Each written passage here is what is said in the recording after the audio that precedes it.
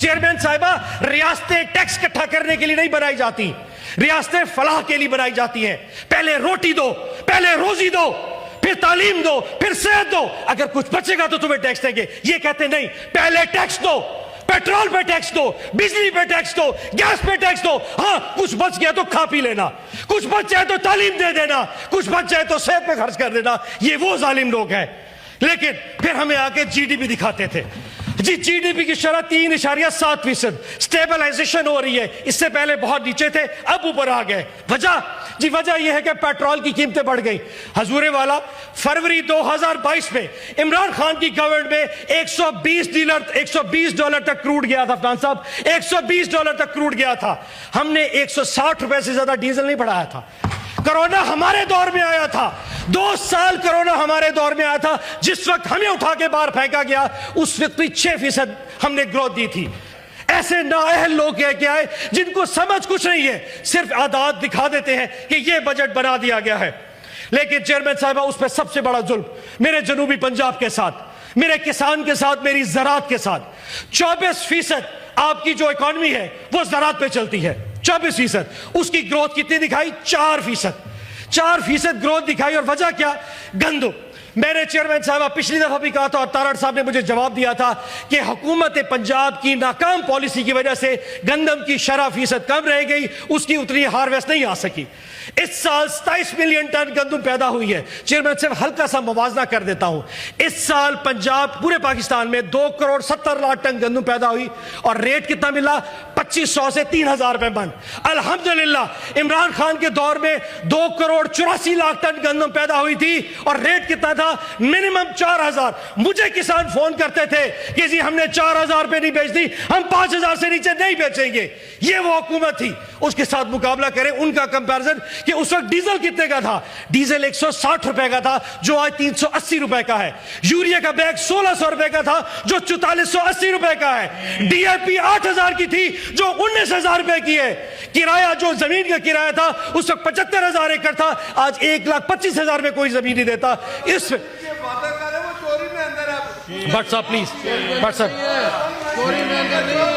صاحب please, senator صاحب بیٹھ جائیں. جی اس کے باوجود میں یہ بات کروں چیئرمین صاحبہ، 30 سے 40 لاکھ میٹرک ٹن گندم شارٹ ہے. یہ حکومت اس سال اکتوبر میں ریکارڈ پہ کہہ رہا ہوں، اس سال یہ حکومت یوکرین سے 30 سے 40 لاکھ ٹن گندم منگوائے گی.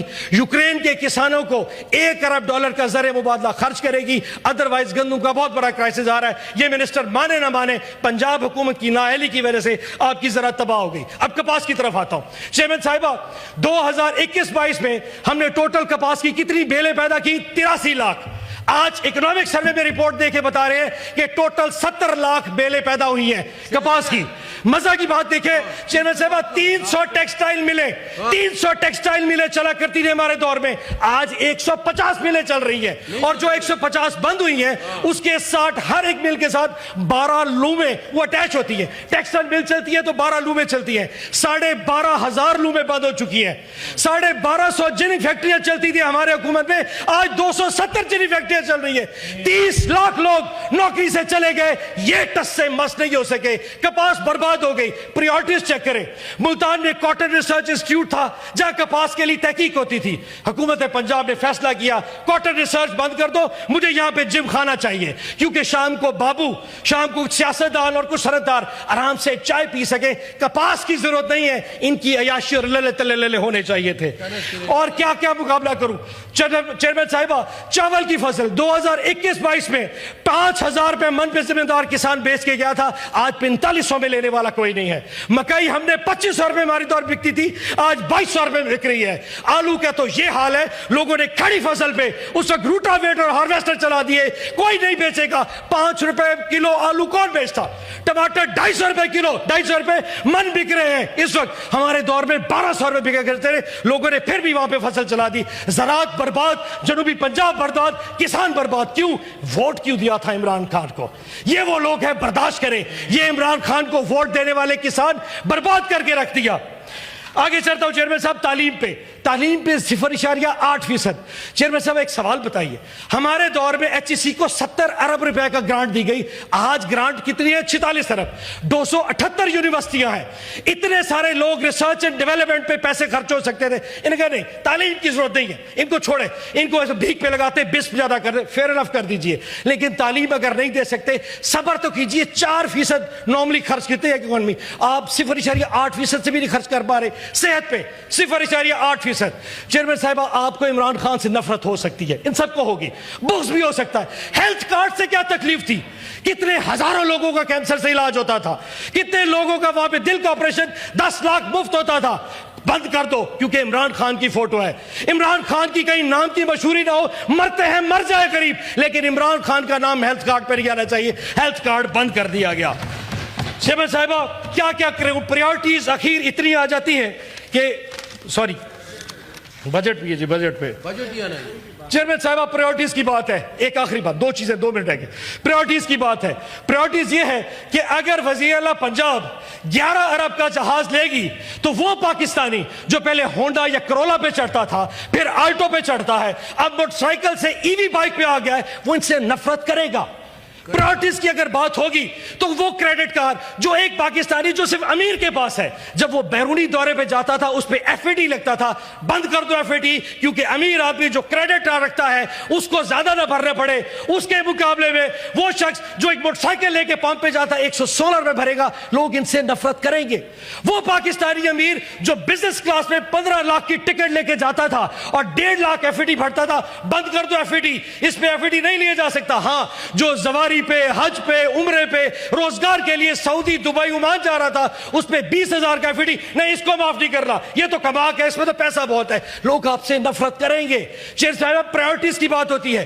جب آپ GOR ڈیفنس میں, DHL لاہور میں بابوؤں کے لیے 20 کروڑ کے بنگلے بنائیں گے, اور ایک پاکستانی جو پہلے کنال کے گھر میں رہتا تھا اب 10 سے 5 مرلے سے کرائے میں گھر پہ آ گیا, وہ آپ سے نفرت کرے گا. سوچیے اس ماں کے بارے میں جو رات کو صرف اپنے بچوں کو کھانا دیتی ہے اور خود بھوکا سوتی ہے کہ صبح اٹھ کے رات کو نیند آئے گی, صبح سکول جائے گا تو شاید بڑا ہو کے میرا سہارا بنے گا. سوچیے اس باپ کے بارے میں جس کے تن پہ پھٹے ہوئے کپڑے ہیں, وہ بچوں کی فیس تو ادا کرتا ہے, نیا سوٹ نہیں لیتا, یہ جب بڑا ہوگا میرے لیے کچھ میرے بڑھاپے کا سہارا بنے گا. اور سوچیے ان 70 لاکھ نوجوانوں کے لیے جو ان ماں باپ کی محنت کی وجہ سے BA کی ڈگری ہاتھ میں لے کے پھرتے تو ہیں اور اس ریاست کی طرف دیکھتے ہیں کہ شاید یہ ریاست مجھے نوکری دے دے اور میں اپنے بوڑھے باپ باپ کے لیے کچھ چھوڑوں. وہ آپ سے نفرت کرے گا. آپ کو عمران خان سے نفرت ہو سکتی ہے چیئرمین صاحبہ, لیکن آخری بات بتا چاہوں, خان صاحب نے 2 باتیں بڑی ٹھیک کی تھی. اور کہا یار میں تو گزارا کر جاؤں گا, تم لوگ پاکستانی گزارا نہیں کر سکے. میں صدقے جاؤں اس پہ, 1045 دن اس کو ہو چکے ہیں, وہ گزارا کر رہا ہے, لیکن پاکستانی ان کے نیچے ایک ایک دن گھٹ گھٹ کے گزارا کر رہا ہے.